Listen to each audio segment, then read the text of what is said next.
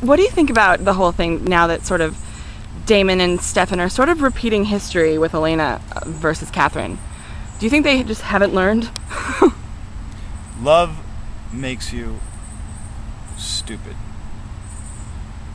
And just like wars, famine, BP oil spill, we have the attention spans of a mosquito. And we don't remember what made us unhappy in history, what didn't work in history.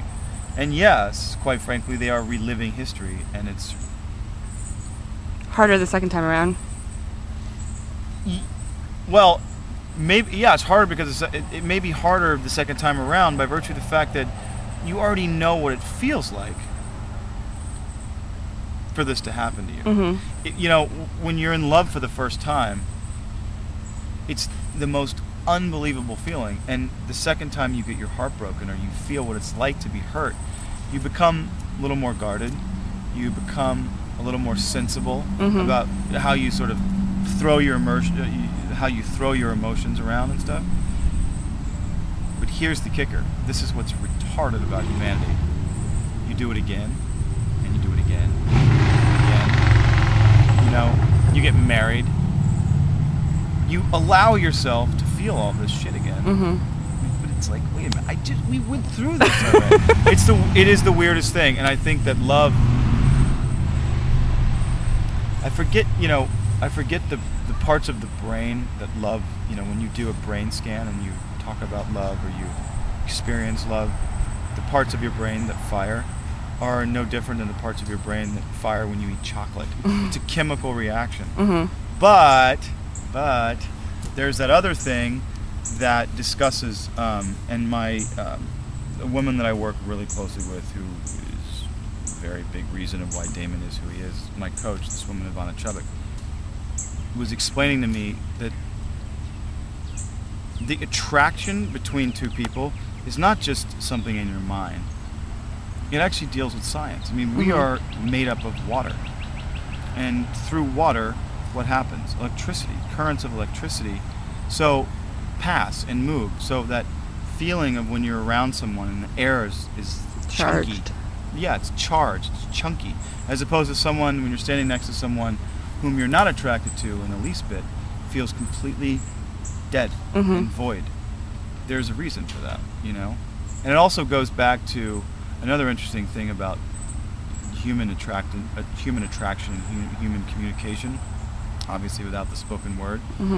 Think about what marine animals experience. If that same energy, not if that same energy exists, because that same energy does exist, especially with mammals, you know, marine mammals. Imagine how much, you know, salt water is much more of a conductor than fresh water. And our bodies are 75% water, and we have lots of sodium in our bodies. But imagine the salinity of an ocean. Maybe if you're in the ocean next to someone that you're really attracted to, we should check that out. Let's do an experiment. How far is the ocean? Far, 6 hours. We're in Georgia.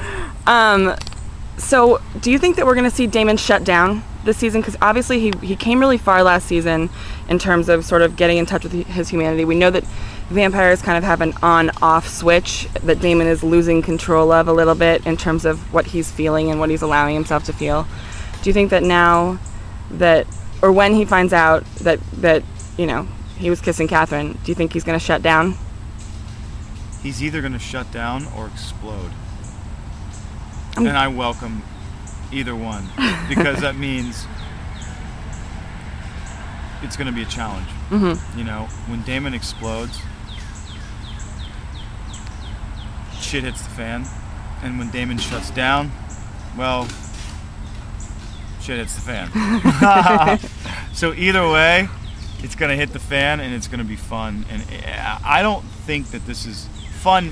Fun meaning I don't think that this is going to actually be a blast to do. I'm bracing myself for some situations that maybe, you know, are not so fun. Right.